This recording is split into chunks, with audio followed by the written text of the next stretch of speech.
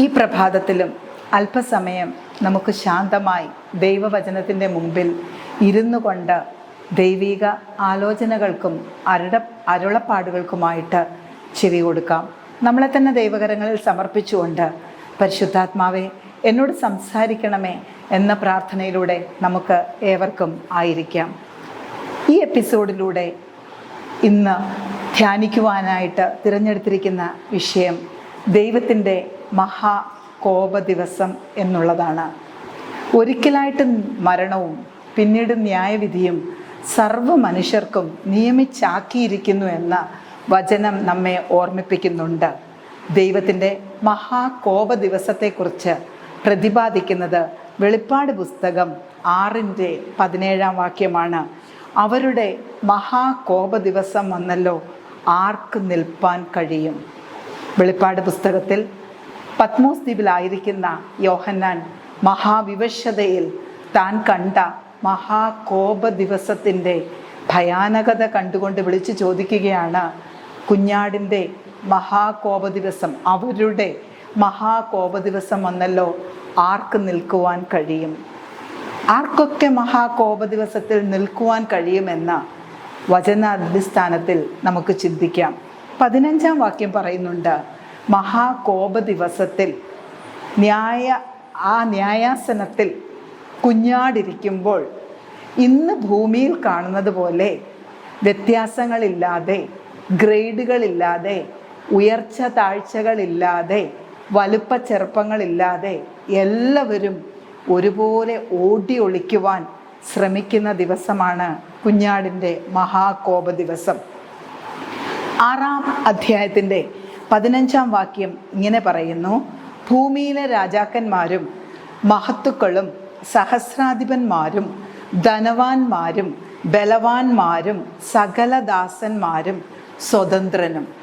ദാസനുണ്ട്, സ്വതന്ത്രനുണ്ട്, ബലവാനുണ്ട്, സഹസ്രാധിപനുണ്ട്, രാജാക്കന്മാരുണ്ട്, മഹത്തുക്കളുണ്ട്, എല്ലാ ഗ്രേഡിലുള്ളവരുമുണ്ട്. അവരെല്ലാവരും സിംഹാസനത്തിലിരിക്കുന്ന കുഞ്ഞാടിൻ്റെ കോപമുള്ള മുഖം കണ്ടുകൊണ്ട് പരസ്പരം വിളിച്ചു ചോദിക്കുന്ന ഒരു ചോദ്യമുണ്ട്, എവിടെയാണ് ഒളിക്കേണ്ടത്?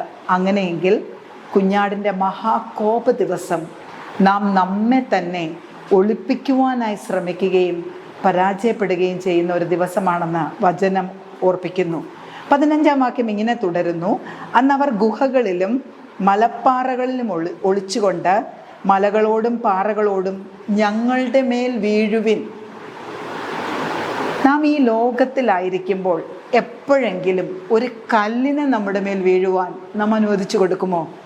ഇന്നത്തെ പ്രകൃതി ദുരന്ത നിവാരണ പ്രവർത്തനങ്ങളൊക്കെയും തന്നെ പാറകളും മലകളും ഇളകി വീഴുവാതിരിക്കുവാനുള്ള സംവിധാനങ്ങൾ ആലോചിക്കുമ്പോൾ ഇവിടെ മറ്റൊരു ഗത്യന്തരവുമില്ലാതെ ധനവാന്മാരും രാജാക്കന്മാരും മഹത്തുക്കളും ദാസന്മാരും ഒരുപോലെ വിളിച്ചു പറയുകയാണ്, ഗുഹകളെ മലകളെ വന്ന് ഞങ്ങളുടെ മേൽ വീഴുവിൻ. ഞങ്ങളുടെ മുമ്പിൽ വേറൊരു ഓപ്ഷനുമില്ല. എന്തിനു വീഴണം?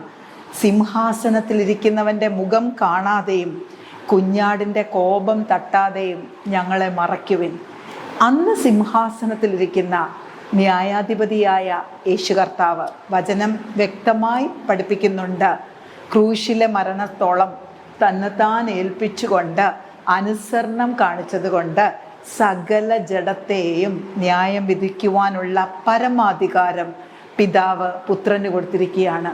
അതുകൊണ്ട് ന്യായം വിധിക്കുവാനായിട്ട്, കണക്കുകൾ ചോദിക്കുവാനായിട്ട്, കണക്കുകൾ കേൾക്കുവാനായിട്ട് കുഞ്ഞാട് കോപത്തോടെ ഇരിക്കുമ്പോൾ കുഞ്ഞാടിൻ്റെ പ്രതീക്ഷയ്ക്കൊത്ത് ഉയരുകയും അതിനുവേണ്ടി ഒരുങ്ങാതെ ഇരിക്കുന്ന ജനത്തിന് ഈ പാറകളും ഗുഹകളിലും ആശ്രയിക്കുകയല്ലാതെ, മലപ്പാറകളിലും കുന്നുകളും ആശ്രയിക്കുകയല്ലാതെ മറ്റൊരു നിവർത്തിയും അവിടെ കാണുന്നില്ല. അവരെ രക്ഷിക്കുമെന്ന് വിചാരിച്ച ആരും അവരെ രക്ഷിക്കാത്തൊരു ദിവസം, അവരുടെ കൂടെ നിൽക്കുമെന്ന് വിചാരിച്ച ആരും കൂടെ നിൽക്കാത്തൊരു ദിവസം, അവർ ആശ്രയിച്ചിരുന്ന പലതും അവരെ കൈവിട്ടൊരു ദിവസം, എല്ലാ ദ്വീപുകളും എല്ലാ മലകളും സ്വസ്ഥാനത്ത് നിന്ന് ഇളകിക്കൊണ്ടിരിക്കുന്ന ഒരു ദിവസമാണെന്ന് വെളിപ്പാട് പുസ്തകം 6:12 സൂചിപ്പിക്കുന്നു. അപ്പോൾ ഈ കുഞ്ഞാടിൻ്റെ കോപം കാണുന്നതിനേക്കാൾ എത്രയോ എളുപ്പമാണ് ഈ പാറ ഞങ്ങളുടെ മേൽ വന്ന് വീഴുന്നത്, ഈ കുന്നുകൾ ഞങ്ങളുടെ മേൽ വന്ന് വീഴുന്നത്. അങ്ങനെ പേടിച്ച് കുഞ്ഞാടിൻ്റെ മഹാകോപ ദിവസത്തിൽ എവിടെ പോയി ഒളിക്കണമെന്നറിയാതെ അലമുറയിടുന്ന ഒരു ജനമുള്ളപ്പോൾ, അതേ അധ്യായം 7-ാം അധ്യായത്തിൻ്റെ 6-ാം വാക്യം ഇങ്ങനെ കാണുന്നു: എണ്ണിക്കൂടാത്തൊരു രക്ഷിത ഗണം കയ്യിൽ കുരുത്തോലയുമായി വെള്ളവസ്ത്രം ധരിച്ചുകൊണ്ട് ധൈര്യത്തോടെ കുഞ്ഞാടിൻ്റെ ന്യായാസനത്തിന് മുമ്പിൽ നിൽക്കുകയാണ്. 9-ാം വാക്യം 7-9: ഇതിൻ്റെ ശേഷം സകല ജാതികളിലും ഗോത്രങ്ങളിലും വംശങ്ങളിലും ഭാഷകളിലുമുള്ളതായി ആർക്കും എണ്ണിക്കൂടാത്തൊരു മഹാപുരുഷാരം വെള്ള നിലയെങ്കി ധരിച്ച കയ്യിൽ കുരുത്തോലയുമായി സിംഹാസനത്തിനും കുഞ്ഞാടിനും മുമ്പാകെ നിൽക്കുന്നത് കണ്ടു. ആ വ്യത്യാസം നാം മനസ്സിലാക്കേണ്ടത് ഏറെ അത്യാവശ്യമാണ്.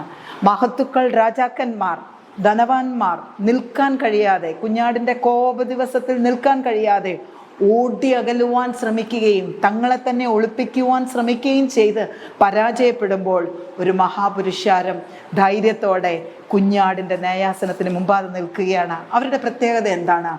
അവർ മഹാകഷ്ടത്തിൽ നിന്ന് വന്നവരാണ്. ഈ ലോകയാത്രയിൽ അവർക്ക് കഷ്ടമുണ്ടായിരുന്നു, ഭാരമുണ്ടായിരുന്നു, കണ്ണുനീരുണ്ടായിരുന്നു.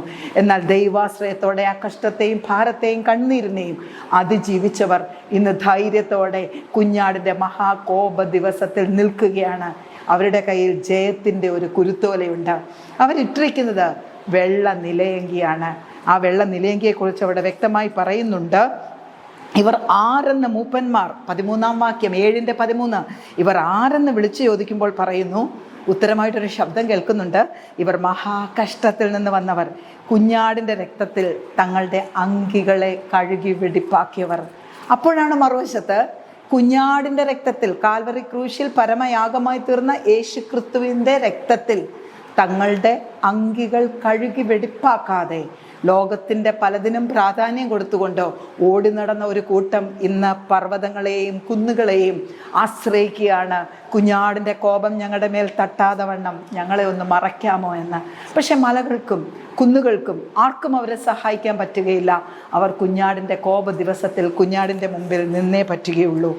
എന്നാൽ കുഞ്ഞാടിൻ്റെ കോപ ദിവസത്തിൽ ധൈര്യത്തോടെ നമുക്ക് നിൽക്കണമെങ്കിൽ എബ്രായർക്ക് എഴുതിയ ലേഖനം 4-ാം അധ്യായം 16-ാം വാക്യം, എബ്രായർ 4:16 ഇങ്ങനെ പറയുന്നു: അതുകൊണ്ട് കരുണ ലഭിപ്പാനും തത്സമയത്ത് സഹായത്തിനുള്ള കൃപ പ്രാപിപ്പാനുമായി നാം ധൈര്യത്തോടെ കൃപാസനത്തിന് അടുത്ത് ചെല്ലുക. ജീവനോടിരിക്കുമ്പോൾ ധൈര്യത്തോടെ കൃപാസനത്തിനടുത്ത്. എവിടെയാണ് കൃപാസനം? കർത്താവിൻ്റെ കാൽവരി ക്രൂശിൻ്റെ ചുവടാണ് കൃപാസനം. അവിടെ നമുക്ക് ധൈര്യത്തോടെ ചെല്ലാം. എന്തുകൊണ്ടാണ്? പാപത്തെ ജയിച്ചവൻ, ആകാശത്തിൽ കൂടെ കടന്നുപോയ ശ്രേഷ്ഠ മഹാപുരോഹിതൻ നമുക്ക് വേണ്ടി സ്വർഗോന്നതങ്ങളിൽ ഇരുന്ന് പിതാവിനോട് മധ്യസ്ഥത ചെയ്യുന്നത് കൊണ്ട് ഈ സത്യം അറിഞ്ഞവർക്ക് സ്വാതന്ത്ര്യം പ്രാപിക്കാനായി ധൈര്യത്തോടെ, ഇന്ന് ധൈര്യത്തോടെ നാം കൃപാസനത്തിന് മുമ്പിൽ ദൈവത്തിൻ്റെ പാദപീഠത്തിൽ അറുക്കപ്പെട്ട കുഞ്ഞാടിൻ്റെ കാൽവരി ക്രൂശിൻ്റെ ചുവട്ടിൽ ചെന്ന് നിൽക്കുകയാണെങ്കിൽ, വെളിപ്പാട് പുസ്തകം പറയുന്ന മഹാക്രോധ ദിവസത്തിൽ ധൈര്യത്തോടെ, ആർപ്പോടെ, രക്ഷ ദൈവത്തിൻ്റെ ദാനം എന്ന് പറഞ്ഞുകൊണ്ട് നമുക്കും നിൽക്കാം. ഇന്ന് ജീവനോടിരിക്കുമ്പോൾ ദൈവത്തിൻ്റെ സന്നിധിയിൽ പോയി പാപങ്ങൾ കഴുകപ്പെടുന്നവർക്ക് അന്ന് മലകളെയും ഗുഹകളെയും കുന്നുകളെയും ആശ്രയിക്കേണ്ട ആവശ്യമില്ല. രക്ഷിതഗണത്തിലായിരിക്കുവാൻ ഈ വചനങ്ങൾ ഏവരെയും സജ്ജമാക്കട്ടെ. ദൈവം ധാരാളമായി അനുഗ്രഹിക്കട്ടെ.